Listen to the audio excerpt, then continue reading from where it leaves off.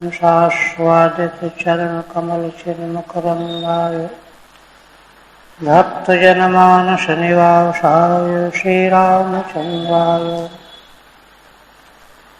वागीशाय यस्य वदने लक्ष्मीर्यस्य च वक्षसि यस्यास्ते हृदये संवित्तं सिंहमहं भजे। विश्वसर्गविसर्गादिनवलक्षणलक्षितम् श्रीकृष्णाख्यं परं धाम जगद्धाम नमामि तत्।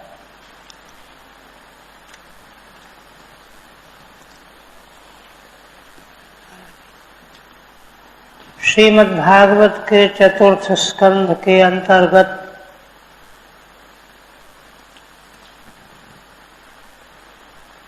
पृथु महाराज के उपाख्यान के उपक्रम के रूप में अंग के पुत्र बेन को जब राजा बना दिया गया तो उसके अपराध से सारी प्रजा दुखी हो गई। ऋषियों को जब यह मालूम हुआ तो वे पहले तय किया आपस में कि हम ही लोगों ने इसको राजा बनाया है, जानते हुए भी, तो इसके द्वारा किया गया दोष अपराध हमको न लगे, इसलिए पहले हमको उसको रास्ते पर लाने का प्रयत्न करना चाहिए, और यदि रास्ते पर नहीं आना चाहेगा तो उसको नष्ट कर देना चाहिए। यह सब तय करके यह जानते तो थे कि रास्ते पर आना असंभव है, इसीलिए अपने क्रोध को छिपा करके गए और उसको समझाने लगे। 14 तक हुआ था। मुनियों ने कहा कि हे श्रेष्ठ राजन, हमारी बात सुनो। हम जो तुमको बताना चाहते हैं वह आयु, श्री, बल और कीर्ति इन सबों को बढ़ाने वाला है। क्या है वह? धर्म आचरितः पुंसां वांग मनः काय बुद्धि भी। मनुष्यों के द्वारा जब मन, वाणी, शरीर और बुद्धि से धर्म का आचरण किया जाता है तो उसका फल क्या होता है? लोकान विशोकान वितरति। वह धर्म ही शोक रहित लोकों को प्रदान करता है। तथा असंगिनाम आनंत्यम, जिनको लोक लोकांतर का फल नहीं चाहिए उनको अनंत फल, मोक्ष, भगवत पद की प्राप्ति कराने वाला है। इसलिए राजन, तुम धर्म पर स्थिर बनो। टीका। निष्कामा नाम आनंत्यम मोक्षमपि। आचरण किया हुआ धर्म विशुद्ध लोकों को प्रदान करता है, और यदि कोई साधक निष्काम होते हैं तो उनको मोक्ष देता है। इसलिए सते मां विनशेद वीरो प्रजानां क्षेम लक्षणः यस्मिन् विनष्टे नृपतिस् ऐश्वर्यादवरोहति। देखिए, ऋषि लोग कितने प्रेम से जानते हैं कि वो दंड है, किंतु कितने प्रेम से शिक्षा दे रहे हैं कि हे वीर राजन, जिस धर्म का इतना महान फल है वह तुम्हारा धर्म नष्ट नहीं होना चाहिए। साधर्मः तव धर्मः मां विनशेत्, नष्ट न हो। क्यों? प्रजानाम क्षेम लक्षण, इस धर्माचरण से ही प्रजा का क्षेम होता है, सुख मिलता है, कल्याण होता है। और जब इसका नाश हो जाता है, यस्मिन् विनष्टे नृपतिर ऐश्वर्यादवरोहति, तो राजा ऐश्वर्य से च्युत हो जाता है, उतर जाता है। आरोहण माने चढ़ना, अवरोहण माने उतरना। सारा ऐश्वर्य राजाओं का समाप्त हो जाता है। इसलिए हे राजन, उस धर्म का नाश नहीं होना चाहिए। मां विनशेन मां विनश्यतु, सावधान हो जाओ। देखिए, इस तरह से नहीं कहा कि अरे तुमने जो है रथ पर बैठ करके चारों ओर प्रचार किया, कोई यज्ञ न करो, ये न करो, ये नहीं कहा कि तुमने ऐसा किया। कितना सहन किया। राजन्न साध्वमातेभ्य चोरादिभ्य प्रजा नृपः रक्षण यथा बलिम गृह्णन् ये प्रेत्य च मोदते। कितना विशुद्ध वैदिक मार्ग है। कहते हैं कि हे राजन, प्रजा की रक्षा करने वाला राजा, प्रजा रक्षण, किनसे रक्षा करनी है प्रजा को? असाधु अमात्य मंत्रियों से। दुष्ट मंत्री, तुम्हारे ही मंत्रिमंडल के दुष्ट मंत्री, रिश्वतखोर और दूसरे चोर आदि से व्यभिचारी, चोर, लुटेरे।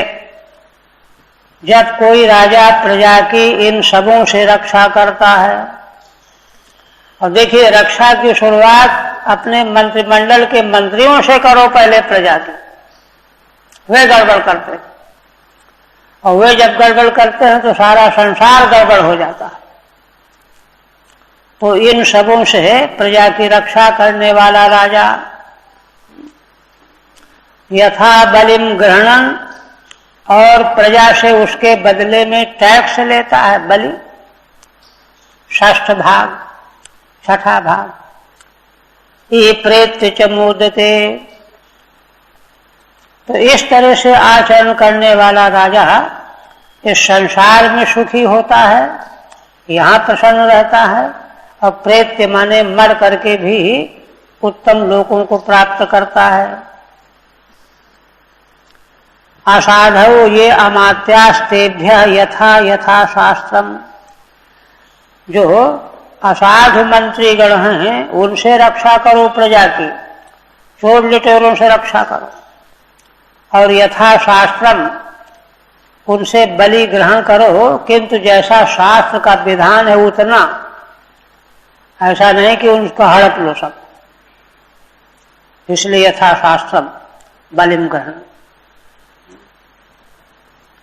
फिर कहते हैं यस्य राष्ट्रे पुरे चैवो भगवान यज्ञ पुरुषः इज्यते स्वेन धर्मेण जनैर्वर्णाश्रमान्वितैः। ऋषि लोग कहते हैं कि जिस राजा के राष्ट्र में, पुर में, राजधानी में भगवान यज्ञ पुरुष विष्णु भगवान स्वेन धर्मेण जनैः इज्यते, मनुष्यों के द्वारा भगवान की पूजा की जाती है। पूजा करने का ढंग क्या है? अपने धर्म का पालन करना ही भगवान की पूजा करना है। स्वेन धर्मेण इज्यते माने यज्ञ आदि जो समारोह से किए जाते हैं, सब तो कर नहीं सकते, किंतु सब अपने वर्ण धर्म का पालन करके ही भगवान की पूजा करते हैं। वर्णाश्रमान्वितैः, वर्णाश्रम के अनुसार आचरण करना ही भगवान की पूजा करना है। तो जिस राजा के राष्ट्र में, नगर में यह होता है, तो उसका क्या लाभ होता है? तस्य राज्यो महाभागो भगवान भूत भावना पारितोष्यति विश्वात्मा तिष्ठतो निज शासने। हे राजन, उस राजा के प्रति, हे महाभाग संबोधन है, भूत भावन भगवान विश्वात्मा उस राजा के प्रति संतुष्ट हो जाते हैं, प्रसन्न हो जाते हैं। क्यों? तिष्ठतो निज शासने, क्योंकि वैदिक मार्ग वाले अपने शासन में स्थित रहने के कारण, उसके लिए जो शासन है, शास्त्राज्ञा है, उसमें स्थित रहने के कारण विश्वात्मा भूत भावन भगवान संतुष्ट हो जाते हैं। और भगवान के संतुष्ट हो जाने से क्या हो जाता है? तो फिर कह रहे हैं तस्मिन् स्तुष्टे किमप्राप्यम जगतामीश्वरेश्वरे लोका सपाला हे तस्मै हरन्ति बलिमाद्रता। ऋषिगण कहते हैं कि अगर भगवान संतुष्ट हो गए तो कुछ भी अप्राप्य नहीं रह जाता। जगतामीश्वरेश्वरे, क्योंकि भगवान तो सारे संसार के नियामकों के भी नियामक हैं, ईश्वरों के भी ईश्वर हैं। इंद्रादि लोकपाल ईश्वर हैं, भगवान उनके भी नियामक ईश्वर हैं। अगर वे संतुष्ट हो गए तो कुछ भी अप्राप्य नहीं रह सकता। और कहते हैं कि देखो, यह जो वैदिक शास्त्र सम्मत मत है, इसी आधार पर लोका सपाला हे तस्मै हरन्ति बलिमाद्रता, सारे लोक और लोकपाल गण सब के सब उन्हीं भगवान के लिए आदर पूर्वक बलि अर्पण करते हैं। यही कारण है कि सारे संसार के प्राणी और लोकपाल भगवान को बलि अर्पण करते हैं। आद्रता, आदर करते हुए भगवान को बलि अर्पण करते हैं। बलि अर्पण करना क्या है? भगवान के द्वारा जो जीव जो प्राणी जहां नियुक्त किए गए हैं उस काम को संभालना सच्चाई ईमानदारी से, यही भगवान को बलि अर्पण करना है, पूजा करना है, अर्चा करना है। और यह काम बड़े बड़े लोकपाल करते रहते हैं। वेदों में वर्णन आया है कि पंचभूत भी पृथ्वी ध्यायति वाकाशः, ये पृथ्वी मानो भगवान का ध्यान कर रही है, आकाश मानो योग की साधना में लगा हुआ है, निर्विकल्प समाधि में स्थित है। देखिए, यह है दर्शन। तम सर्वलोकामर यज्ञ संग्रहम त्रयीमयम द्रव्यमयम तपोमयम यज्ञैर्विचित्रैर्यजतो भवायते राजन स्वदेशान अनुरोधुमर्हसि। यह तो सिद्धांत बताया ऋषियों ने, अब साक्षात उपदेश करने लगे कि देखो राजन, तम सर्वलोकामर यज्ञ संग्रहम, वे भगवान समस्त लोक देवगण यज्ञ सब कुछ उन्हीं भगवान में है, मौजूद है। इन सबों के संग्रह अधिष्ठान वे भगवान ही हैं। त्रयीमयम, वेदत्रय ऋक यजु साम, वैदिक कर्मकांड है ना, तन्मय भगवान ही हैं। माने वेदत्रयी के द्वारा, कर्मकांड के द्वारा भगवान की ही अर्चा पूजा की जाती है। द्रव्यमय भगवान हैं, तपोमयम और तपोमय हैं। माने यज्ञ आदि सारे साधन सारी सामग्रियां सब भगवान की ओर ही ले जाने वाली हैं, भगवानमय हैं।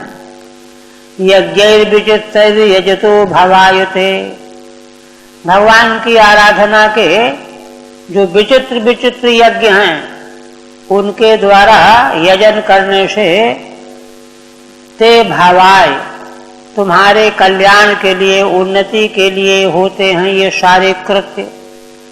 राजन स्वदेशान अनुरोधमर्हसि, इसलिए हे राजन अपने देशवासियों को इन कामों में लगाए रखो, अनुरोध पूर्वक जो है इस ओर उनकी प्रवृत्ति को बनाए रखो।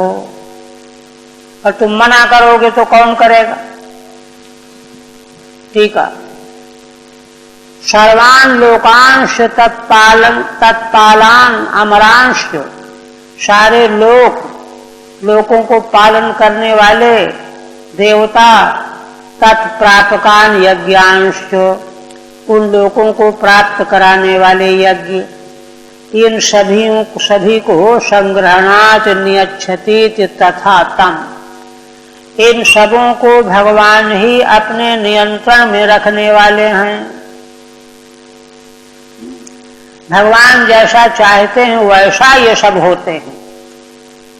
तम विचित्र द्रव्य यज्ञादि भी, उन्हीं भगवान को विचित्र प्रकार के द्रव्य यज्ञ, तपोमय यज्ञ, कर्मकांड यज्ञ, इन सब साधनों के द्वारा भवाय समृद्धये, समृद्धि प्राप्त कराने के लिए यजन करो। स्वदेशा तद्वासिनो जनान, तुम्हारा जो राजधानी है, देश है जहाँ के तुम राजा हो, अर्थात वहाँ निवास करने वाले लोगों से कराओ। अनुरोधुम अनुवर्तितुम, उनको इसी मार्ग में लगाओ, इससे प्रजा का कल्याण होगा, हित होगा। फिर कहते हैं यज्ञेन युष्मद् विषये द्विजातिभिर वितायमानेन सुराः कलाहरेः स्विष्टा सुतुष्टा प्रदिशन्ति वाञ्छितम् तद्धेलदं नार्हसि वीर चेष्टितुम्। ऋषियों ने दो टूक बात कहते हुए कहा कि हे राजन, युष्मद विषय, तुम्हारे राज्य शासन के भीतर द्विजाति भी ब्राह्मण आदिकों के द्वारा, यज्ञ के द्वारा भगवान की पूजा हो, और बड़े बड़े यज्ञ, वितायमानेन यज्ञेन, बड़े विस्तार से सारी प्रजा को दिखाई पड़े कि यज्ञ हो रहा है। इन सब साधनों के द्वारा देवताओं की भी आराधना करो, क्योंकि देवता भगवान श्री हरि की कला रूप हैं, अंश रूप हैं। इन सबों को बड़े बड़े यज्ञों में, विस्तृत यज्ञों में ब्राह्मणों के द्वारा आयोजन करा करके उनकी पूजा कराओ। उनकी पूजा करने से क्या होगा? तो कहते स्विष्टा सुतुष्टा प्रदिशन्ति वांछितम्। देवता जब अच्छी तरह से पूजित होते हैं, सुशोभनेन इष्टाः पूजिताः, सुतुष्टाः तो बड़े संतुष्ट हो जाते हैं, और संतुष्ट होकर के वांछितम प्रदिशन्ति, है ना, प्रजा को जो चाहिए सब दे देते हैं, वर्षा करते हैं, अन्न पैदा होता है, खुशहाली आती है। प्रदिशन्ति वांछितम तद्धेलनं नार्हसि वीर चेष्टितुम्। हे वीर राजन, इसलिए उन देवताओं का और भगवान की अवहेलना करने के योग्य तुम नहीं हो, ऐसी चेष्टा करने लायक तुम नहीं हो कि देवताओं की उपेक्षा हो और सारे संसार के स्वामी भगवान की उपेक्षा हो। ऐसी चेष्टा तुम्हारे द्वारा करने योग्य नहीं है। आक्षेप नहीं किया, लेकिन सन्मार्ग का उपदेश किया। युष्मद् विषय माने त्वद्देशे, तुम्हारे शासन के देश में, कलाः अंशाः सुराः, देवता भगवान के ही अंश हैं। तेषां सुराणाम हेलनम अवज्ञाम, उन देवताओं की अवज्ञा करने लायक तुम नहीं हो। इस तरह से क्या दिव्य उपदेश किया ऋषियों ने, लेकिन वेन तो उद्दंड था। देखिए किस तरह से उद्दंडता पूर्वक बात कर रहा है। वेणुवाच, यह उपदेश मानो उसके सिर में किसी ने वज्र का प्रहार कर दिया हो, ऐसा लगा उसको। चिढ़ गया और चिढ़ करके आक्षेप करने लगा। वेणुवाच, बालिशाबतियूयं वा अधर्मे धर्म मानिनः, अरे तुम लोग तुम मूढ़ हो। देखिए तुम शब्द का प्रयोग कर दिया। यूयम बालिशा, तो मूढ़ हो। बस अधर्मे धर्म मानिना, जो धर्म वर्म नहीं है, अधर्म है, उसी को धर्म माने बैठे हो। कैसे? ये वृत्तिदम पतिम हित्वा जालम पतिम उपासते, जो वृत्ति देने वाला पति स्वामी है उसको छोड़ करके इधर उधर जाल पति की उपासना करे जैसे कोई स्त्री। ये तो तुम्हारा उपदेश इस प्रकार का है। ठीक है, बालुषा माने अज्ञा, अज्ञानिना। वृत्तिदम अन्नादि प्रदम माम हित्वा, भोजन आदि देने वाला मैं, मुझको छोड़ करके तुम किसी और यज्ञ पुरुष की आराधना की बात करते हो, देवताओं की पूजा की बात करते हो। मूढ़ हो तुम लोग। आवजानन्त्य मे मूढ़ा नृपरूपिणमीश्वरम नानुविन्दन्ति ते भद्रम ये लोके परत्र च। सुनो हमारी बात। जो मूढ़ हैं, मूढ़ होकर के नृपरूपी ईश्वर को, असली ईश्वर तो राजा, उसका जो अपमान करते हैं, नानुविन्दन्ति ते भद्रम, तो उनको कभी कल्याण प्राप्त नहीं होता। ये लोके परत्र च, न इस लोक में और न परलोक में। अच्छा, ये कह करके फिर आक्षेप करते हुए कहता है, को यज्ञ पुरुषो नाम यत्र वो भक्ति रीदृशी। तुम लोग बकवास करते हो, यज्ञ पुरुष किसका नाम है? कौन है यज्ञ पुरुष? जिसके पर तुम्हारी भक्ति इस प्रकार की बनी हुई है। भक्ति स्नेह विदुराम यथा जारे कुयोषिताम, जैसे कोई स्त्री अपने पति की स्नेह की उपेक्षा करके, हट करके और किसी अगल बगल के पुरुष के प्रति प्रेम करने लगे, ऐसा है तुम्हारा ये व्यवहार। भक्ति स्नेहो विदुरो येषाम, है ना, जिनके हृदय में अपने पति के प्रति स्नेह है ही नहीं। कहते हैं कि अच्छा, अब कहता है विष्णुर्विरिंचो गिरसः इंद्रो वायुर्यमो रविः पर्जन्यो धनदः सोमः क्षितिः अग्निरपाम पतिः। गिना रहा है कि जिस तुम यज्ञ पुरुष की बात करते हो, परमेश्वर की, ईश्वर की, इंद्रादिकों की, तुमको मालूम नहीं है ये सब तो राजा में निवास करते हैं। विष्णु, विरिंच ब्रह्मा, गिरसा शिव, इंद्र, वायु, यमराज, रवि, सूर्य, पर्जन्य, वर्षा, धनत, कुबेर, सोम, चंद्रमा, क्षिति, पृथ्वी, अग्नि, अपामपति, वरुण, एते चान्ये च विबुधाः प्रभवो वर्षापयोः। ये सब जो मैंने गिनाया, इसके अलावा और भी देवगण जो वरदान और शाप देने में समर्थ हैं। देहे भवन्ति नृपते सर्वदेव मयो नृपः, राजा के देह में निवास करते हैं। इस प्रकार राजा सर्वदेवमय है, उसकी पूजा करने से सब देवताओं की पूजा हो जाती है। टीका देहे भवन्ति नृपते अतो नृपति एव ईश्वरः इतरे तदंशा इति भावः। क्योंकि ये सब राजा के देह में निवास करते हैं, इसलिए असली ईश्वर तो राजा ही होता है, दूसरे तो उसी के अंश होते हैं। तस्मान् मां कर्मभिर्विप्रा यजध्वं गतमत्सराः बलिं च मह्यं हरतो मत्वन्य कोग्रभुक् पुमान्।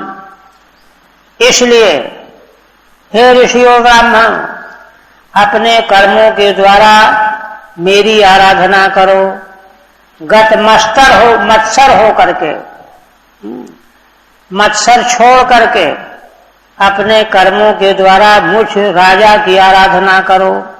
बलिं च मह्यं हरत, बलि पूजा भी मुझे ही दो। मत्वन्य कोग्रभुक् पुमान्, मुझ राजा से भिन्न आगे खाने वाला पुरुष कौन है? कोई नहीं है, सब तुम्हारी बकवास है। बलिं च करादिकम, बलि क्या है? करादि, टैक्स दो। अग्रभुक् आराध्य, अग्र भोग लगाने वाला माने आराधना के योग्य कोई पुरुष नहीं है। और इस तरह से ऋषियों की बात को बिल्कुल उड़ा दिया और अधिक्षेप भी किया। मैत्रेय जी कहते हैं इत्थम विपर्यय मति पापीयानुत्पथं गतः अनुनीयमानस्तद्यांचां न चक्रे भ्रष्ट मंगलः। मैत्रेय जी कहते हैं कि हे विदुर जी, इस प्रकार से उस बेन की बुद्धि विपर्यस्त हो रही थी, उल्टी हो गई थी। क्यों? पापीयान, अतिशय पापात्मा था वह, इसीलिए उत्पथ में चला गया था, उत्पथगामी हो गया था। अनुनीयमानस्तद्यांचां, ऋषियों के द्वारा, पूज्य मुनियों के द्वारा प्रार्थना पूर्वक जो है उससे कहा गया कि राजन समझ जाओ, तद्यांचां न चक्रे भ्रष्ट मंगलः, उनकी ऋषियों की प्रार्थना को स्वीकार नहीं किया। क्यों? भ्रष्ट मंगलः, उसका मंगल भ्रष्ट हो गया था। तत्ते असत्कृतास्तेन द्विजा पंडित मानिना भग्नायां भव्यांचायां तस्मै विदुर चुक्रुभुः। मैत्रेय जी कहते हैं कि वे ऋषि ब्राह्मण इस प्रकार से जब अपमानित हुए, असत्कृता बेन के द्वारा। क्यों? पंडित मानिना, बेन अपने को पंडित समझदार मान रहा था। देखिए क्या मूर्खता थी। भग्नायाम भव्यांचायाम, उन ऋषियों की कितनी सुंदर प्रार्थना थी, उसको अमान्य कर दिया, ठुकरा दिया। तब तो वे सब क्रुद्ध हो गए। तस्मै विदुर चुक्रुभुः, क्रुद्ध हो गए। तेन असत्कृताः, बेन के द्वारा असत्कृत हुए। भग्नायाम यांचायाम चुक्रुधुः, उनकी प्रार्थना को ठुकरा देने से वे क्रुद्ध हो गए। क्रोधम चक्रुः। और ऋषि कहने लगे, अरे हन्यताम एष पाप प्रकृति दारुणः जीवन जगदशावासु कुरुते भस्मसात् ध्रुवम्। अरे इसको मार डालो, मार डालो, यह तो पापात्मा है, स्वभावतः दुष्ट है। अगर यह जीता रहेगा तो आश जगत भस्मसात् कुरुते ध्रुवम्, तो जल्दी ही सारा संसार नाश को प्राप्त हो जाएगा, भस्मसात हो जाएगा, यह निश्चित है। इसलिए इसका एक क्षण जीवित रहना ठीक नहीं है। ये कहा, इतना क्रोध आया उनको। नायमरिहत्य सद्व्रतो नरदेव वरासनम। अरे यह तो असद्व्रत है, नीच आचरण वाला है। राजाओं के श्रेष्ठ राज सिंहासन पर बैठने लायक या नहीं है। क्यों? क्या अपराध है? कहते अरे योधि यज्ञपतिम विष्णु विनिंदन जनपत्रपः, जो इतना निर्लज्ज हो, जो भगवान विष्णु समस्त यज्ञों के अधिष्ठाता स्वामी हैं, उनकी निंदा कर रहा है। यह इतना निर्लज्ज है, अनपत्रपः, लज्जा रहित है। इसलिए एक क्षण यह राज्य सिंहासन पर बैठने लायक नहीं है। को वैनम परिचक्षित वेनमेकमृतयो शुभम प्राप्त ईदृशमैश्वर्यम यद अनुग्रह भाजन। ऋषि कहते हैं प्रजा को तो शिक्षा देना है ना, उनको प्रजा के सामने। को वेनम परिचक्षित वेनम एकम मृते शुभम। संसार में तीनों लोकों में, ब्रह्मांड में कौन ऐसा प्राणी है कि भगवान को अमान्य करे, उनका प्रत्याख्यान करे, जैसा यह कर रहा है। 14 भुवन में यही एक बेन ही एक ऐसा निकृष्ट है ना, जिसको छोड़ करके तीनों लोकों में कोई भगवान का प्रत्याख्यान करने वाला नहीं है। प्राप्ति दृश्यमैश्वर्यम। देखिए, कहते हैं कि देखो, इस उद्दंड निर्लज्ज ने उन्हीं भगवान के द्वारा तो ऐश्वर्य प्राप्त किया, राजा बना दिया गया। यद अनुग्रह भाजना, भगवान के अनुग्रह का पात्र बन गया, ऐसा ऐश्वर्य मिल गया, राजा बना दिया गया, और उन्हीं का प्रत्याख्यान कर रहा है। इससे बढ़कर के निकृष्ट कोई नहीं हो सकता। ठीक है, परिचक्षित निंदित, इस बेन को छोड़ करके समस्त ब्रह्मांड में कोई ऐसा नहीं है जो भगवान की निंदा करे। अशुभम बेनम बिना, यह अशुभ बेन ही ऐसा दुष्ट है, यही भगवान की निंदा करने वाला है। कृतघ्नता माहु, और देखो यह कितना कृतघ्न है, भगवान के अनुग्रह की उपेक्षा कर रहा है। यद अनुग्रह विषय सन ईदृशमैश्वर्यम यह प्राप्त, जिन भगवान के अनुग्रह का पात्र बन गया था यह, और इसलिए इस प्रकार का ऐश्वर्य इसको मिल गया, समूची पृथ्वी का शासक बना दिया गया। भगवान के अनुग्रह के बिना तो कोई पा ही नहीं सकता, किंतु कितना निर्लज्ज है कि उन्हीं भगवान के प्रति कृतघ्नता कर रहा है। इत्थम व्यवसिता हंतुम ऋषयो द्रूढ़ मन्यवः। मैत्रेय जी कहते हैं, इस तरह से ऋषियों ने निश्चय कर लिया कि इसको मार डालना है। इत्थम व्यवसिता हंतुम व्यवसिता, ये जीवित रहने लायक नहीं है। उनका क्रोध जो है रूढ़ मन्यवः, पहले तो गुप्त मन्यु थे जब आए थे, किंतु अब उनका क्रोध जो है प्रकट हो गए, क्षुब्ध हो गए। भगवान की निंदा सुन करके भला कौन क्षुब्ध नहीं होगा। निजग्नुर्हुंकृतैर्वैवेनम हतमच्युत निंदया। मैत्रेय जी कहते हैं कि वह तो अच्युत भगवान की निंदा से पहले ही मर गया था, जिंदा कहाँ था, किंतु ऋषियों ने हुंकार करके उसका वध कर डाला। होम करते ही मृत्यु को प्राप्त हो गया।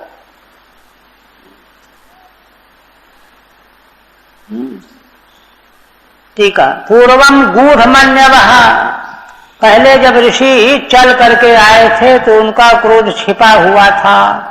इदानीम रूढ़मन्यवः प्रकट कोपाः, इस समय उसकी दुष्टता कृतघ्नता को देख करके वे प्रगट कोप वाले हो गए, और हुंकार के द्वारा ही उसका काम तमाम कर दिया।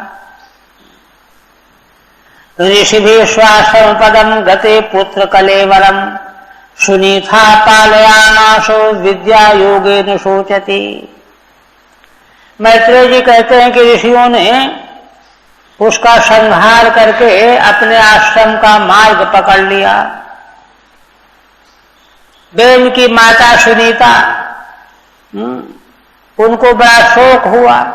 उन्होंने मरे हुए पुत्र के शव को सुरक्षित रखवा लिया। विद्या योगेन पालयामास, मंत्रादि विधान के द्वारा उसको संभाल रखा, शायद कभी जीवित हो जाए, इस आशा से।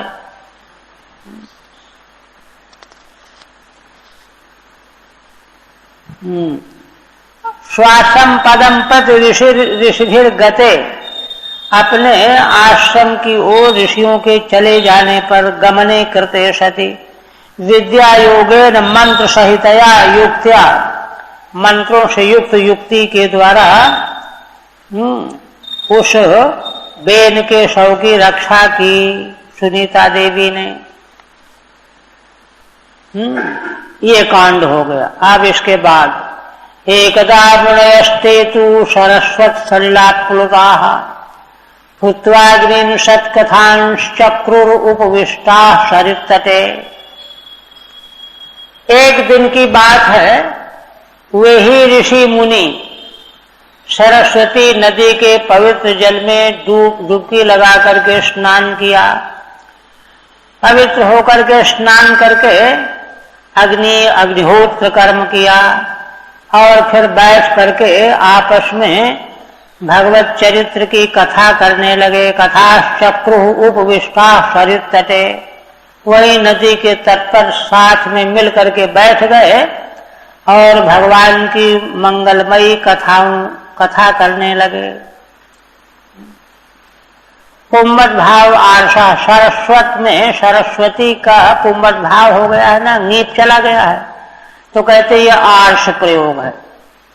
सरस्वती स्त्रीलिंग है। सरस्वत्या सल्ले आप्लुताः कृत स्नानाः, सरस्वती नदी के जल में स्नान करके अग्निहोत्र करके, है ना, वही नदी के तट पर बैठ करके भगवान विष्णु की कथा चरित्र करने लगे। उसी समय क्या दिखाई पड़ा? वीक्ष उत्थितान महोत्पातान आहुर्लोक भयंकरान आप्य भद्रमनाथाया दस्युभ्यो न भवेद भुवः।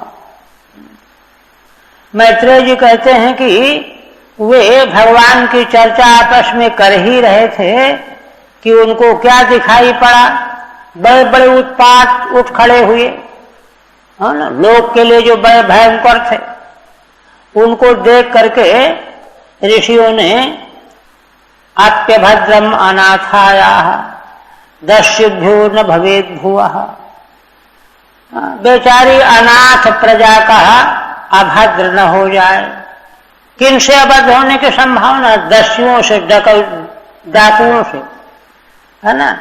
इस पृथ्वी में जो अनाथ प्रजा है, कोई राजा तो है नहीं, तो उसको दस्युओं से, डाकुओं से उनका कोई अमंगल न हो जाए, क्योंकि बड़े भयंकर उत्पात दिखाई दे रहे हैं, कुछ गड़बड़ होना चाहता है। कितनी करुणा ऋषियों में थी, सारी प्रजा के दुख से उद्विग्न थे वे।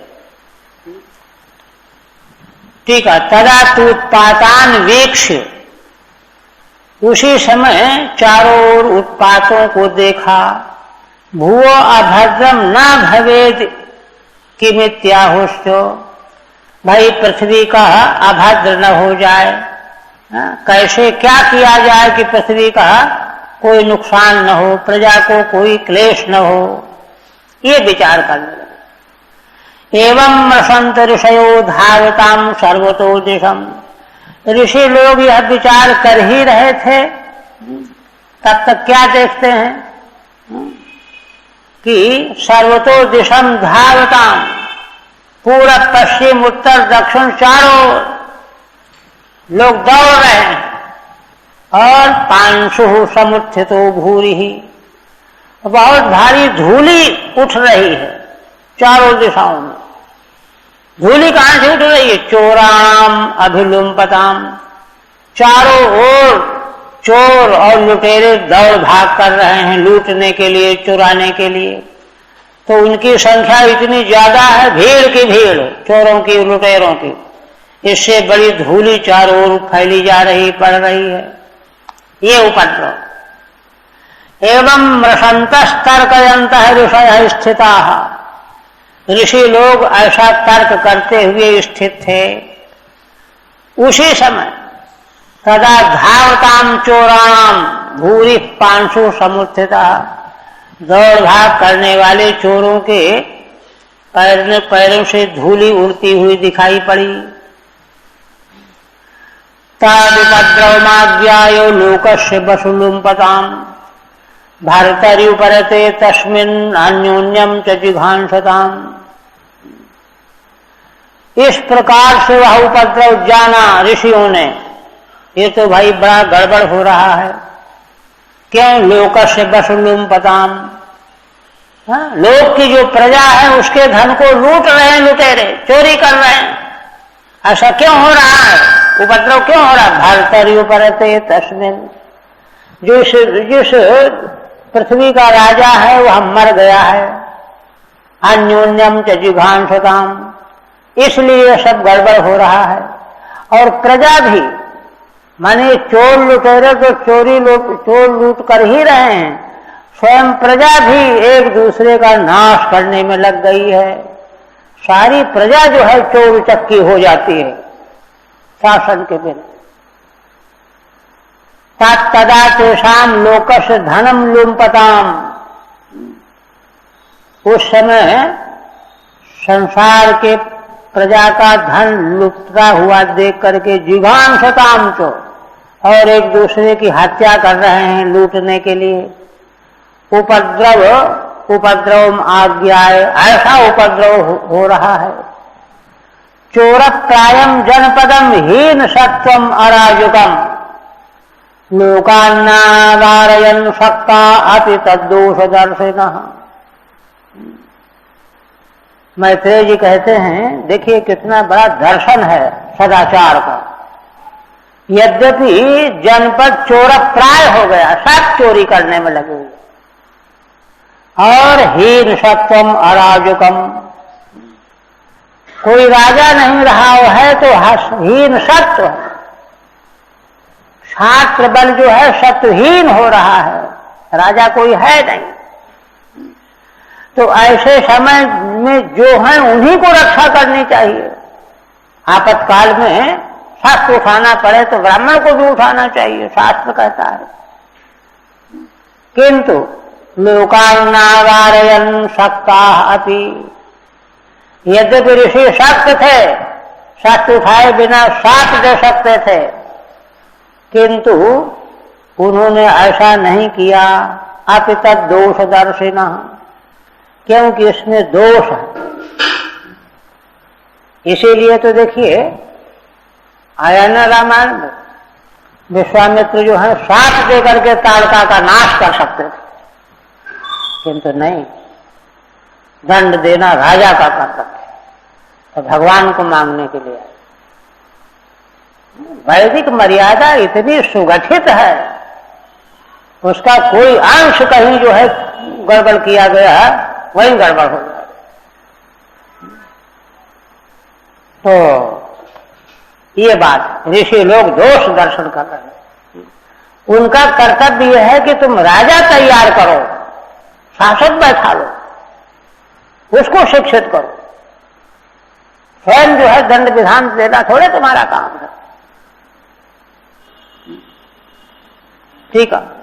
तथा च चोरप्रायम अराजकम हीन सत्वम च जनपदम आज्ञाय, ऋषियों ने जान लिया कि अरे अब तो सब चोरे चोर हो गए, कोई राजा नहीं, क्षत्रिय जो है वो सत्वहीन हो गए हैं। क्षत्रियों के सामने जो है महिलाओं का पर अत्याचार हो, कन्याओं का अपहरण हो, उनको जीवन को धिक्कार है। ये संस्कृति थी हमारी। आज तो आए दिन घटनाएं घट रही है ना। हीन सत्वम च जनपदम आज्ञाय सक्ता आत्यवारणे दोष दर्शिनोपि, कहते हैं कि माने आप क्या वारणे है, सक्ता आपी अवारणे, माने जो समर्थ भी हैं उनका वे भी नहीं वारण कर रहे, रोक नहीं रहे। समर्थ तो ऋषि भी हैं, किंतु इनको दोष दिखाई देता है, तपोबल क्षय होगा। दोष दर्शनोपि जना लुम्पतो लोकान ना वारयन नित्यन्वय, है ना। दोष देखने के कारण लुटती हुई प्रजा को देखते रह गए, किंतु चोरों का वारण नहीं किया। ये हालत हो गई। तात्पर्य है कि ऋषि लोग देख रहे हैं कि अब मान लो राजा ने तो और क्षत्रिय तो हैं, उनको आगे आना चाहिए, व्यवस्था देखनी चाहिए, किंतु वो भी नहीं, वो तो स्वयं चोरी करने लगेंगे, स्वयं लुटेरे बन जाएंगे। ये स्थिति। ब्राह्मण समद्रक्षांतो दीनानाम समुपेक्षकः स्रवते ब्रह्म तस्यापि भिन्न भाण्डात् पयो यथा। ये देखिए, ये हृदय में जो है स्थापित करने का वचन है।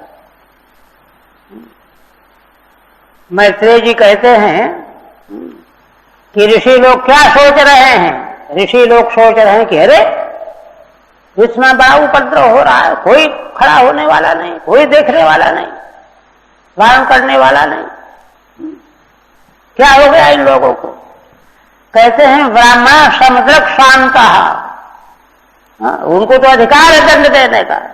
कहते हैं ब्राह्मण को शारीरिक दंड का अधिकार नहीं है, किंतु ब्राह्मण भी समान दृष्टि वाला, सब माने ब्रह्म दृष्टि वाला, शांत है, कुछ लेना देना नहीं, किंतु वह भी दीनानाम समुपेक्षकः। दीन प्रजा की अगर वह भी उपेक्षा करने लगे अपने सामने तो क्या होता है। श्रवते ब्रह्म तस्यापि, उसका सारा वैदिक ज्ञान, ब्रह्म का ज्ञान क्षीण हो जाता है, नष्ट हो जाता है। भिन्न भाण्डात् पयो यथा, जैसे टूटे हुए पात्र से पानी बह जाता है, दूध बह जाता है। टूटे हुए पात्र में कहाँ ठहरेगा, तो बह ही जाएगा। उसी प्रकार से उन समदृष्टा शांत ब्राह्मणों का ब्रह्म ज्ञान, तत्व ज्ञान, शक्ति, वैदिक ज्ञान बह जाता है, नष्ट हो जाता है। और ये उपेक्षा आज पूरी तरह से दिखाई दे रही है। लगता है इसीलिए साधक बड़ा जोर लगा करके साधना कर रहे हैं, लेकिन कुछ नहीं हो रहा। ठीक है। सक्तानाम क्षत्रियाणाम अवारण दोषः इति किम वक्तव्यम। जो क्षत्रिय हैं और सक्त भी हैं, युवा हैं, वे भी रोक नहीं रहे चोरों को, लुटेरों को। दोष है, कहते हैं उनको दोष होगा तो उनको दोष होने में तो कहना ही क्या है, किंतु जो ब्राह्मण समदर्शी हैं, समदृगपि शांतोपि, ब्राह्मण समदृष्टि होता है, शांत होता है, वह भी यदि दीनानाम समुपेक्षको भवेत्, उसके सामने दीन दुखी सताए जा रहे हों और वह उनकी उपेक्षा कर रहा हो, तब तस्यापि ब्रह्म तपस्रवती, तो उसका भी तपोबल बह जाता है, नष्ट हो जाता है, बर्बाद हो जाता है। इसलिए क्षत्रिय तो नरकगामी होता है, उसको तो यह है, उसका तो जो है तपोबल नष्ट हो जाएगा। कहना ही क्या है। और कहते हैं ऋषि लोग, नांगस्य वंशो राजर्षे एष संस्थातुमर्हति। ये देखिए ऋषियों का चिंतन है। और इस देश में देखिए कितने संत वृंद हैं, संतों के संप्रदाय हैं, लेकिन यहाँ धर्म विरोधी कृत्य, मंदिर, राम मंदिर का मामला, कई मामले उलझे हुए हैं, गड़बड़ हो रहा। हम अपने को धार्मिक और भक्त समझते हैं। कहते हैं नांगस्य वंशो राजर्षे एष संस्थातुमर्हति। एक दृष्टि तो ये कि भाई कुछ करना ही चाहिए, नहीं तो दोष लगेगा। दूसरी बात कहते हैं कि महाराज अंग का वंश है, यह अंग जो है महाराज ध्रुव के वंश में, तो इन महाराज का वंश जो है संस्थातुम न अर्हति, नष्ट होने योग्य नहीं है, क्योंकि वे नहीं था, वो भी मर गया, अब तो कोई नहीं है, तो यह तो वंश ही नष्ट हो जाएगा, यह वंश नष्ट होने योग्य नहीं है। क्यों? वंश की प्रशंसा कर रहे हैं। अमोघ वीर्या ही नृपा वंशेस्मिन् केशवाश्रया, इन महाराज ध्रुव के अंग के वंश में अब तक जो राजा होते आए हैं अमोघ वीर थे, उनका बल कभी धोखा देने वाला नहीं था। और केशवाश्रया, अमोघ वीर कब प्राप्त होता है? जब भगवान का आश्रय होता है। धर्म और भगवान का आश्रय जिसका बना हुआ है वही अमोघ वीर होगा।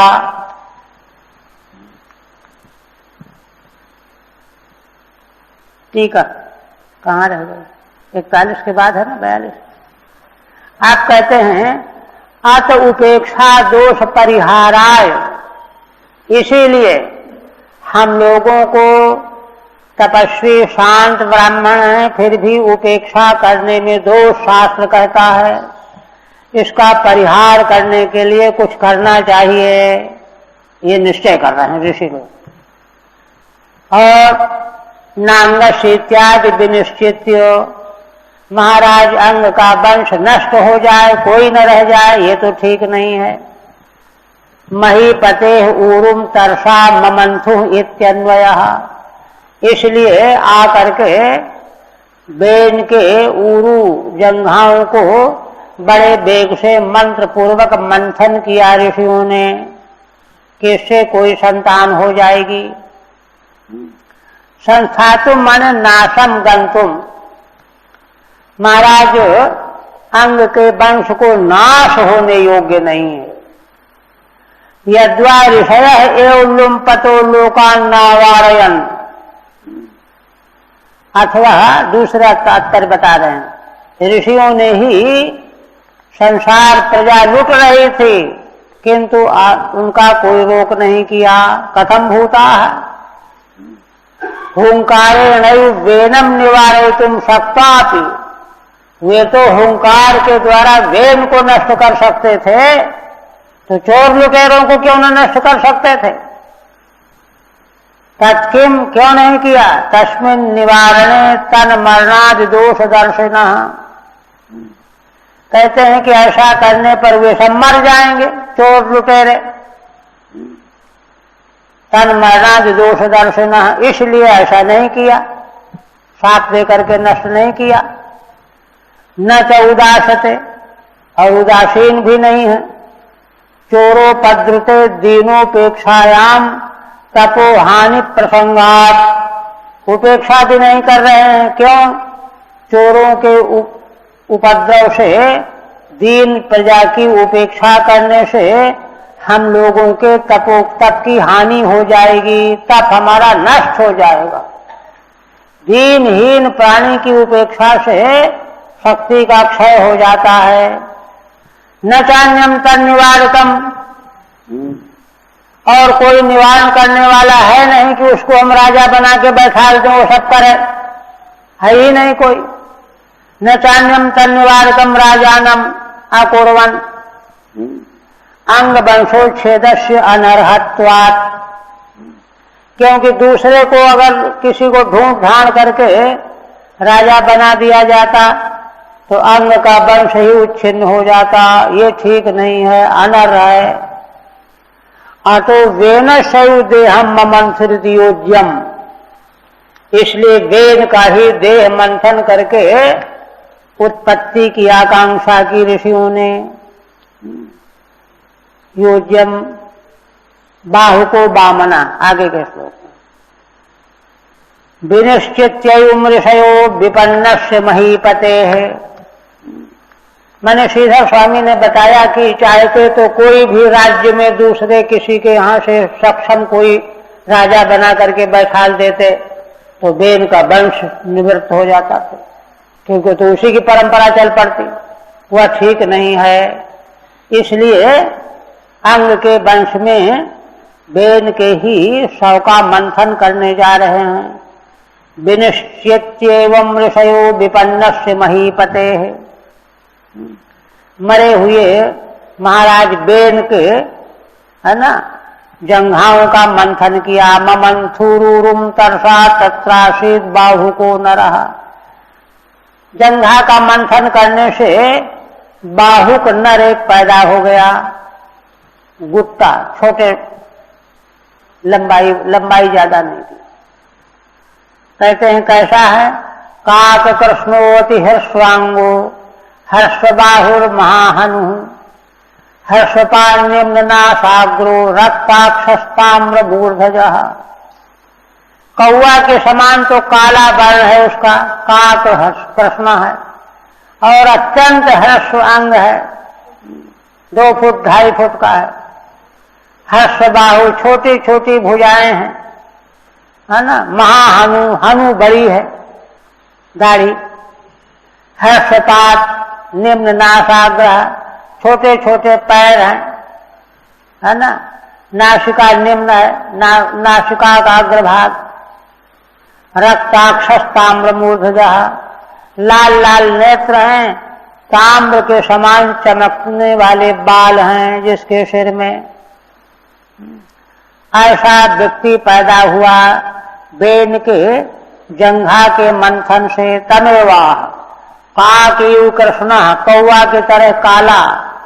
महत्यौ हनु कपोल प्रांतौ, कपोल प्रांत बड़े बड़े थे। यश हर्षौ पादौ, यश पांव छोटे छोटे थे। तम तु ते अवनतम दीनम किम करोमीति वादिनम निषेध इत्यब्रुवंस्तातो सा निषादस्ततो भवत्। और वह खड़ा हो गया ऋषियों के पास और हाथ जोड़ करके, सिर झुका करके प्रार्थना करने लगा, हमको क्या आज्ञा है, हम क्या सेवा करें आपकी। तम तु ते अवनतम दीनम किम करोमीति वादिनम, हम आपकी क्या सेवा करें, यह कह रहा है। निषीद इत्यब्रुवंस्तातो, तो कहा कि बैठो, ठहरो, बैठो, ऐसा कहा ऋषियों ने।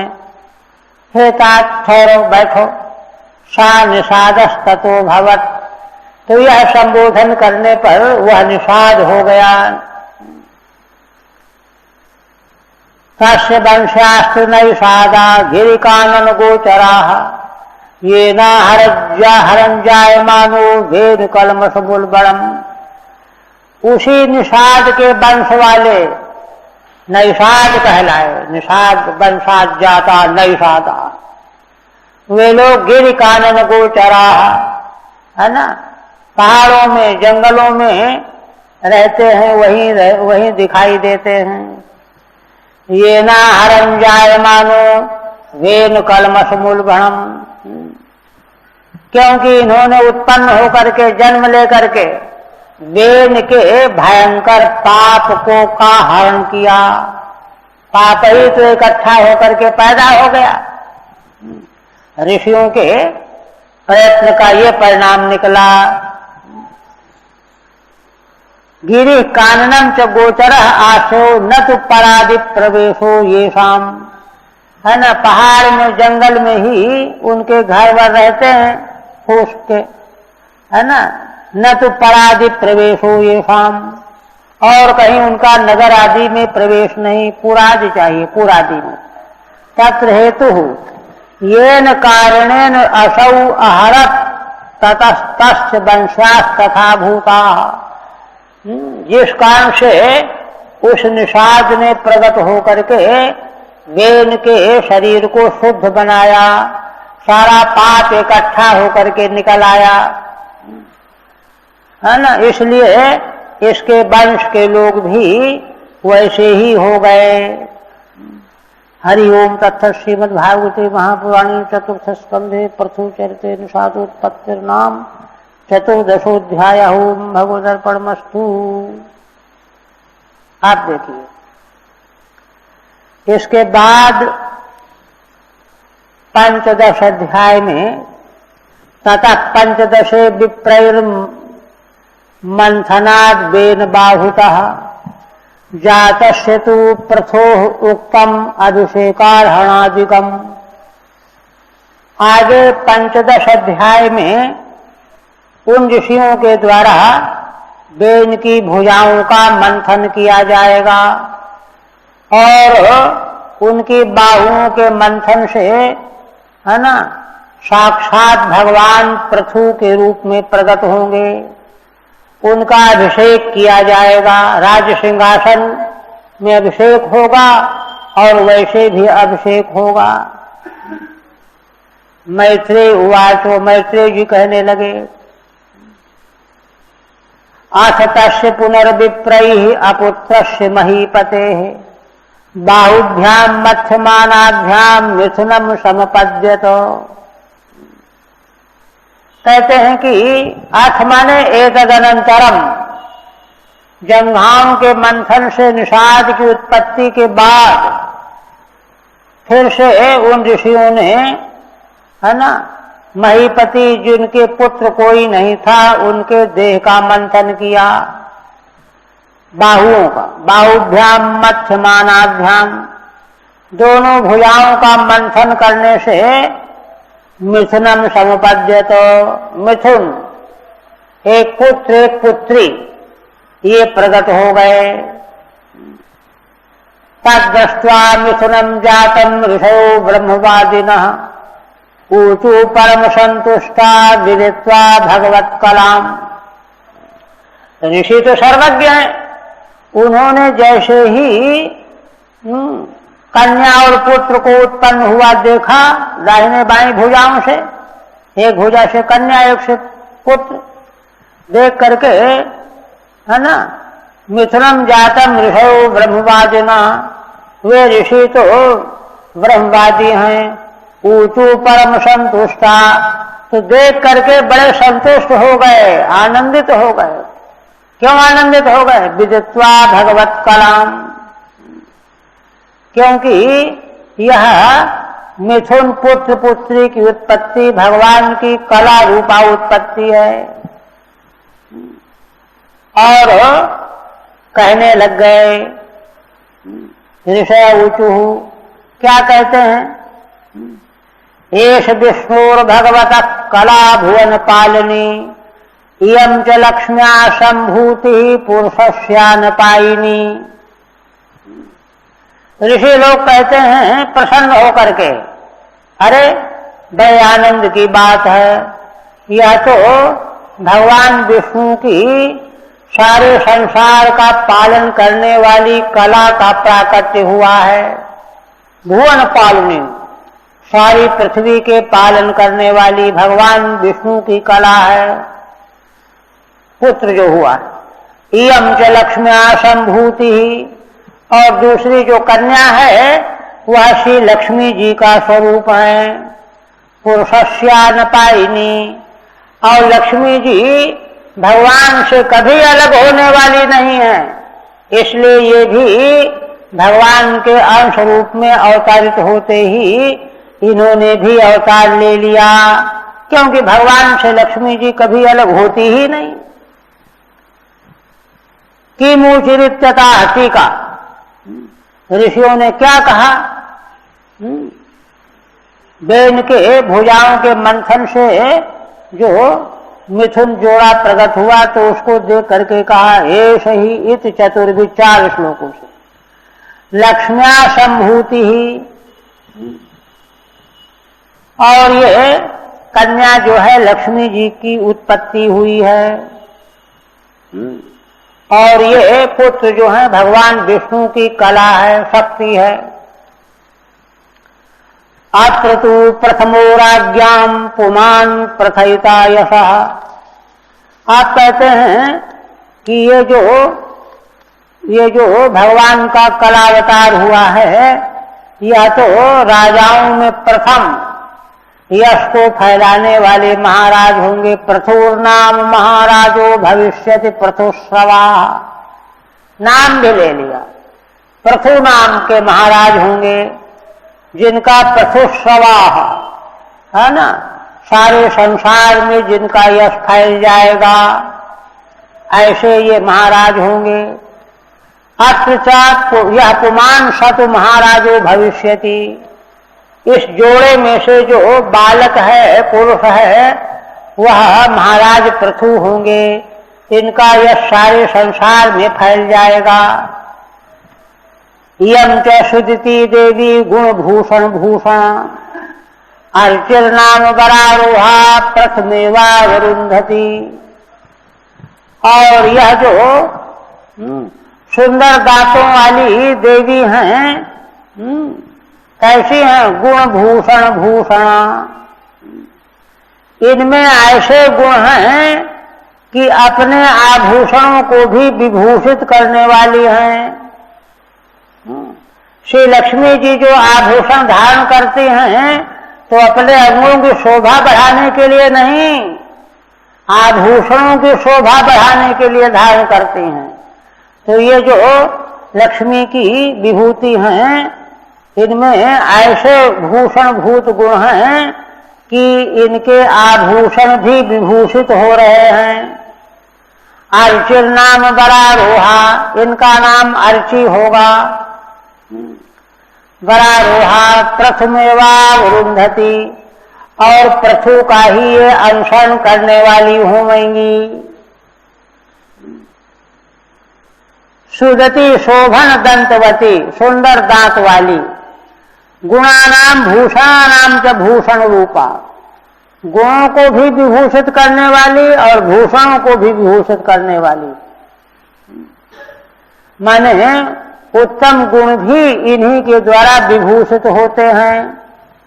और उन्धति भातृत्वेन भजंती भविष्यति, और ये महाराज पृथु जो भगवान के अंशावतार हैं, उन्हीं को पति के रूप में स्वीकार करने वाली होंगी। एष साक्षात् हरेरंशो जातो लोकरिदक्षया, इयं च तत्परा ही श्री अनुजज्ञे न पायिनी। कहते हैं ये तो साक्षात भगवान श्री हरि के अंश हैं पृथु महाराज, लोकों की रक्षा करने के लिए प्रकट हुए हैं। और ये दूसरी इयं च तत्परा ही श्री, ये तो निरंतर भगवान के भगवत पर रहने वाली लक्ष्मी है।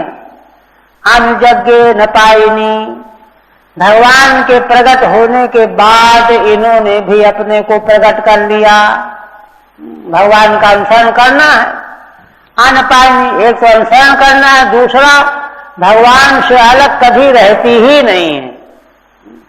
जहां जहां भगवान जाएंगे वहां वहां ये पहुंच जाएंगी।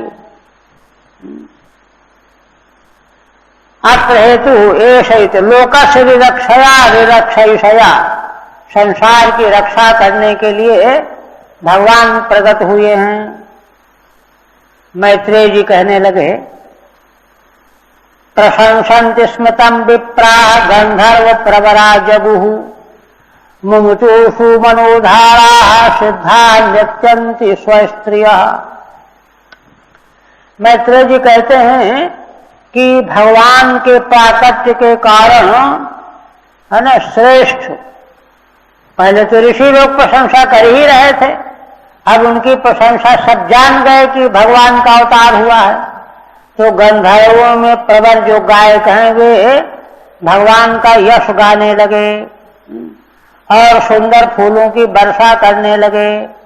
मुमुचुषु मनोधारा सिद्धा नृत्यन्ति स्वस्त्रियः, सिद्ध लोग भगवान का यश गाने लगे और स्वर्ग लोक की अप्सराएं नृत्य करने लगी। शंख तूरी मृदंगाद्या वेदुर्दुंदुभयो दिवी, दिवलोक में स्वर्गलोक में शंख तूरी मृदंग आदि वाद्य बजने लगे, दुंदुभियां बजने लगी। और तत्र सर्व उपाजगमुर देवर्षि पितृणाम गणाः। मैत्रेय जी कहते हैं कि सब और उत्सव मनाया जाने लगा और वहां पर दौड़ करके देवता ऋषि पितृगण सब दौड़ करके आ गए दर्शन करने के लिए। और कहते हैं ठीक है नहीं। ब्रह्मा जगद गुरुर्देवैः सहस्रस्य सुरेश्वरैः वैन्यस्य दक्षिणे हस्ते दृष्ट्वा चिन्हम गदाधृतः। ब्रह्मा जी देवताओं को साथ में लेकर के जो जगत गुरु हैं आ गए सुरेश्वरों के साथ में। वैन्यस्य दक्षिणे हस्ते दृष्ट्वा चिन्हम गदाधृतः। और भगवान वेणु पुत्र वैन्य पृथु के दाहिने हाथ में ब्रह्मा जी ने भगवान के सुदर्शन चक्र का चिन्ह देखा। गदाधृतः चिन्हम दृष्ट्वा दक्षिण हाथ में। पादयोः अरविंदम च तम वै मेने हरे कलाम। और पृथु महाराज के चरणों में कमल का चिन्ह देखा। वो तो भगवान के चरण तलुओं में रहता है। तो यह दो चिन्ह देख करके ब्रह्मा जी पहचान गए कि अरे ये तो भगवान की कला रूप हैं। यस्यात् प्रतिहतम चक्रम अंशासा परमेष्ठिनः। जिन भगवान का चक्र जो है अप्रतिहत दौड़ता है चारों ओर, उन्हीं परमेष्ठी परमेश्वर के ये अंश हैं महाराज पृथु। ठीक है। देवै सहस्रत्यागत्य देवताओं के साथ ब्रह्मा जी आए। वैन्य से पृथो हो और पृथु के दाहिने हाथ में चरण में चिन्ह देखे। चिन्हम रेखात्मकम चक्रम। रेखा रूप में चक्र बना हुआ था। और अप्रतिहतम रेखांतर अभिन्नम चक्रम यश चिन्हम स परमेश्वरस्यांशः। माने दूसरे रेखाओं से जो कटा न हो, रेखा चित्र कट जाते हैं ना, ऐसा चक्र का चिन्ह हाथ में था। इसलिए ये भगवान का ही अंश है, यह पक्का कर दिया ब्रह्मा जी ने। तस्याभिषेक आरब्धो ब्रह्मवादिभिः। और इसके बाद भगवान का अभिषेक प्रारंभ हो गया ब्रह्मवादी ब्राह्मणों के द्वारा। आभिषेचनिकान्यस्या आजहरू शरतो जनाः। भगवान के अभिषेक की सामग्री चारों ओर से लोग अपने आप ले लेकर के आ गए। सर्वतः जना आजहरू, अपने आप ले आए, किसी से कहना नहीं पड़ा कि ये ले आओ वो ले आओ। अभिषेचनिकानि अभिषेक साधनानि। अभिषेक की सामग्री ले आए। सरित समुद्रा गिरयो नागा गावा खगा मृगा द्यौक्षिति सर्वभूतानि समाजहुरु उपायनम। कौन कौन लाया? नदियां, समुद्र, पर्वत, नाग, है ना, गौएं, पक्षी, पशु, देवलोक, क्षिति, सर्वभूतानि और बाकी सारे प्राणी मात्र। उपायनम समाजहुरु। अभिषेक की सामग्री लेकर के उपस्थित हो गए। सोभिषिक्तो महाराज सुवासा साध्वलंकृता। और वे महाराज सुंदर वस्त्र से और अलंकारों से अलंकृत होकर के उनका अभिषेक किया गया। पत्न्यार्चिषालंकृतया। पत्नी लक्ष्मी रूपा अर्ची देवी, वे भी उनके पास में थी, अलंकारों से अलंकृत थी। वो तो साक्षात लक्ष्मी है। विरेजे अग्निदिवा परहा। इस प्रकार से महाराज पृथु देवी अर्ची के साथ में दूसरे अग्नि की तरह से प्रकाशित हो रहे थे। अपर अग्नि रूप विरेजे सुशुभे। तस्मय जहार धन दो हैमम वीर बरासनम। मैत्रेय जी कहते हैं, हे वीर, विदुर जी के लिए संबोधन है। धनद माने कुबेर, उन भगवान के लिए स्वर्ण का श्रेष्ठ आसन ले आए, भगवान इस पर विराजमान होइए। वरुणासल्यश्रावम आतपत्रम शशि प्रभम, वरुण देवता क्या ले आए, है ना, आतपत्र, चंद्रमा के समान शुक्ल वर्ण का छत्र ले आए वरुण, जिसके किनारों से जल की बूंदें गिर रही थीं, ठंडक दे रहा था। ठीक है, हे वीर वरासनम उत्तमासनम, ये तो लाए कुबेर, और वरुण लाए छत्र, शल्यश्रावो यस्मात्, जिसके कोणों से जल की बूंदें गिर रही थीं। वायुष्य बालभ्य जने धर्म कीर्तिमयीम सृजम, वायु देवता ने पंखे ला करके दिए, कोमल हल्के। धर्म ने कीर्तिमयीम सृजम, कीर्तिमयी माला ला करके भगवान को अर्पण की। इंद्र किरीटमुत्कृष्टम दंडम संयमनम यमः, इंद्र देवराज इंद्र ने उत्कृष्ट किरीट मुकुट ला करके अर्पण किया, और यमराज ने सारे संसार को वश में करने वाला दंड दिया, काल दंड, कोई जो है बच न पावे। इस तरह से द्विबाल व्यजन और ये सब अर्पण किया।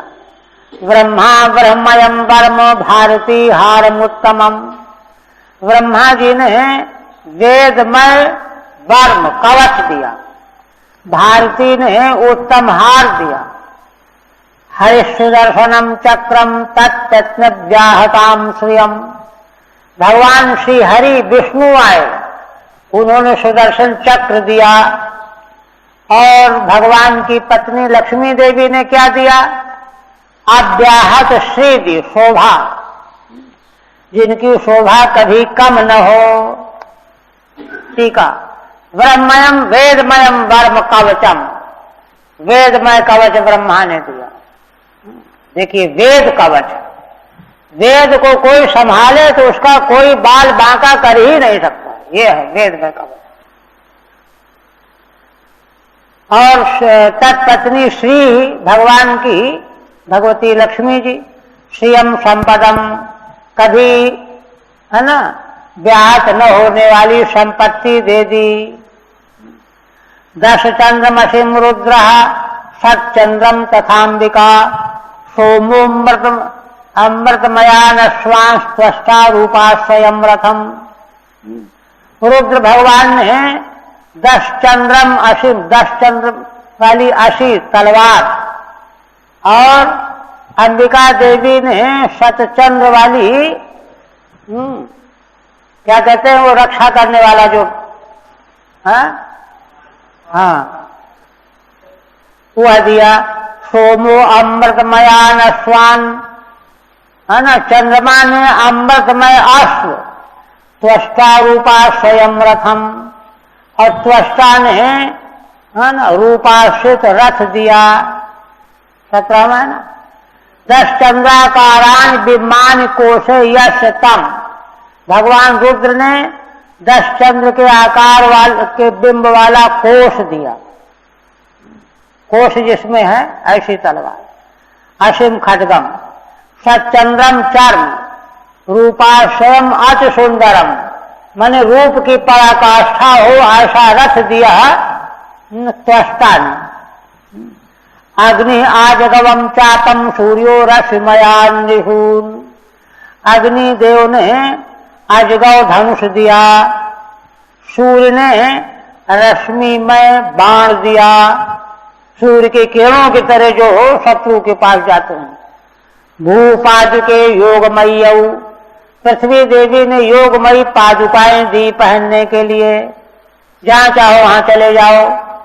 देव पुष्पावली मनवहम, और देवलोक ने पुष्पावली, फूलों की माला जो कभी कुम्हलाती नहीं थी, यह सब दे दिया। अजस्य गोष्ठ श्रृंगाभ्याम निर्मितम चापम अजगौ, अज और गौ के श्रृंग से बना हुआ था अजगौ। योगमय्यौ, पाद स्पर्श मात्रेण अभीष देश प्राप्ति के। पृथ्वी देवी ने भगवान को चरण पादुका दी कि जिनको छूते ही जहां चाहो वहां पहुंच जाओ। नाट्यम सुगीतम बादित्रम अंतर्धानम च खेचराः ऋषश्चाशिष सत्याः समुद्र शंखमात्मजम। नाट्य सुगीत बादित्र और आकाशचारी सिद्धों ने अंतर्धान की शक्ति दी, ऋषियों ने आशीर्वाद दिया, सत्य आशीर्वाद दिया। समुद्र शंखमात्मजम, समुद्र ने अपने पुत्र शंख को दे दिया भगवान को। सिंधव पर्वता नद्यो रथ वीथीर महात्मनः, पर्वत सिंधु समुद्रों ने, पर्वतों ने, नदियों ने ये भगवान के पृथु महाराज के रथ को जाने के लिए रास्ते दे दिए। जहां चाहे समुद्र में चला जाए, पर्वत में चला जाए, नदियों से चला जाए, रथ अपने आप दे दिया। सूतोथमागधो बंदी तम स्तोतुम उपतस्थिरे। और जब यह सब प्रकार से भगवान पृथु का अभिषेक होकर के सुसज्जित हो गए, तब सूत मागध बंदी जन भगवान की बिरदावली गान करने लगे, तैयारी करने लगे, यश गान करने लगे। किंतु उनको रोका भगवान ने, पृथु जी ने। स्थान अभिप्रेत्य पृथुर्वैन्य प्रतापवान मेघ निर्हृदया वाचा प्रहसन निदमब्रवीत। जब देखा कि अरे ये तो स्तुति करने जा रहे हैं, जान गए, तो महाराज पृथु, प्रतापशाली पृथु महाराज मेघ निर्हृदया वाचा, मेघ के समान गंभीर वाणी से मुस्कुराते हुए उन स्थावकों से कहने लगे। बस टीका हाँ थोड़ी है, कौन सी रह गई थी? अच्छा, नाट्यादि कौशलम खेचराः, नाट्यादि की कुशलता आकाशचारी सिद्धों ने दिया। आत्मजम स्वप्रभवम, समुद्र ने अपने में पैदा होने वाला शंख दे दिया। तम स्तोतुम उपस्थिताः, और जैसे ही वे सब स्तुति करने को उपस्थित हुए तो महाराज उनको रोकने जा रहे हैं। स्थावकान स्तुतुम उद्यतान अभिप्रेत ज्ञात्वा, जैसे ही उनको मालूम पड़ा कि ये स्तुति करने जा रहे हैं तो उनसे कहने लगे। महाराज पृथु क्या कहते हैं? पांच श्लोक में है। अब कल तो अष्टमी रहेगी, परसों